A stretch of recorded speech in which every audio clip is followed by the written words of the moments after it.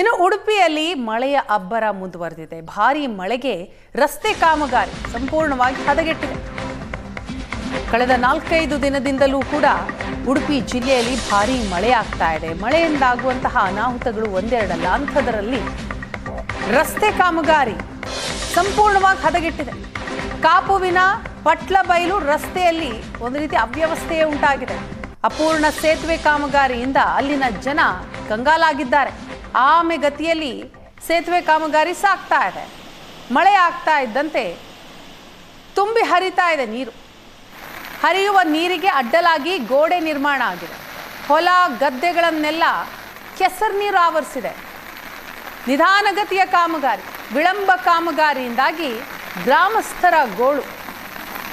ಅವರ ಗೋಳಾಟವನ್ನು ಕೇಳೋರಿಲ್ವಾ ಅಂತ ಆಕ್ರೋಶ ಕೂಡ ವ್ಯಕ್ತಪಡಿಸ್ತಾರೆ.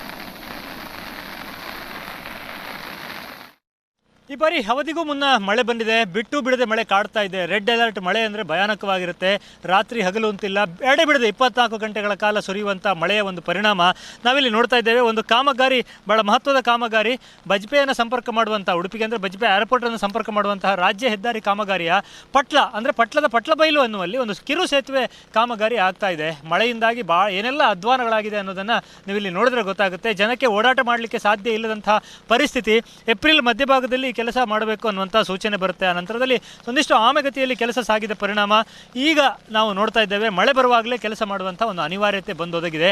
ಸೊ ಮಳೆಯಲ್ಲೇ ಈ ಕೆಲಸ ಆಗ್ತಾ ಇರುವಂಥದ್ದು. ಗ್ರಾಮಸ್ಥರು ಓಡಾಟ ಮಾಡುವುದಕ್ಕೂ ಬಹಳ ಕಷ್ಟ ಇದೆ ಅಂತ ಸುತ್ತಿ ಬಳಸಿ ಹೋಗಬೇಕಾಗುತ್ತೆ. ಸಾಕಷ್ಟು ಕಾರ್ಮಿಕರು ಈ ಭಾಗದಿಂದ ಮಣಿಪಾಲ ಭಾಗಕ್ಕೆ ಕೆಲಸಕ್ಕೆ ಹೋಗ್ತಾರೆ.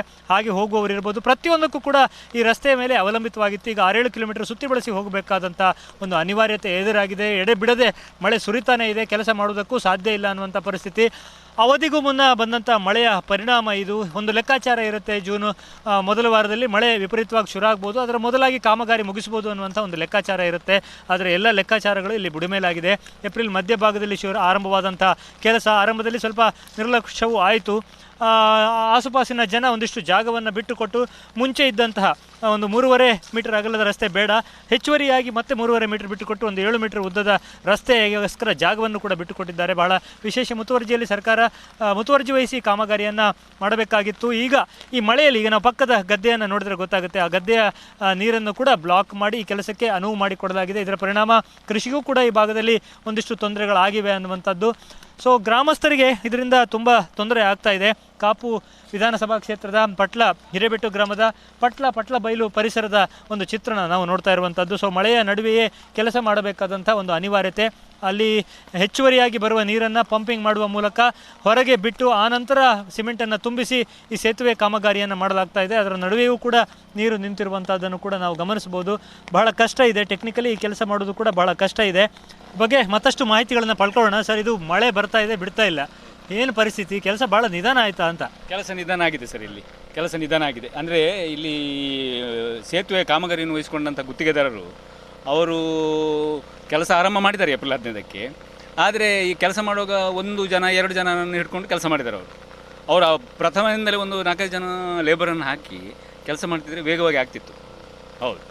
ಆಮೇಲೆ ಇಲ್ಲಿ ಕೆಲಸ ಪ್ರಾರಂಭ ಆಯಿತು. ಒಂದು ಸೈಡಿಂದ ಪಿಲ್ಲರ್ ಕಟ್ಟಿದ್ರು, ಇನ್ನೊಂದು ಸೈಡಿಂದ ಅವರು ಬೆಡ್ ಹಾಕಿ ಪಿಲ್ಲರ್ ಕಟ್ಟಲಿಕ್ಕೆ ಆರಂಭ, ಮಳೆ ಬರಲಿಕ್ಕೆ ಶುರು ಆಯಿತು.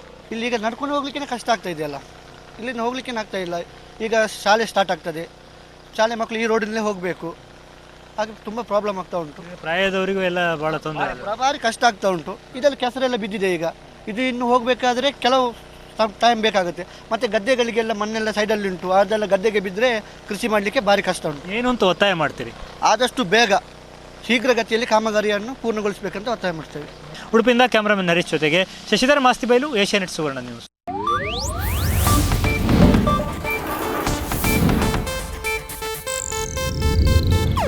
ಇದು ಏಷ್ಯಾನೆಟ್ ನ್ಯೂಸ್ ನೆಟ್ವರ್ಕ್ ಪ್ರಸ್ತುತಿ.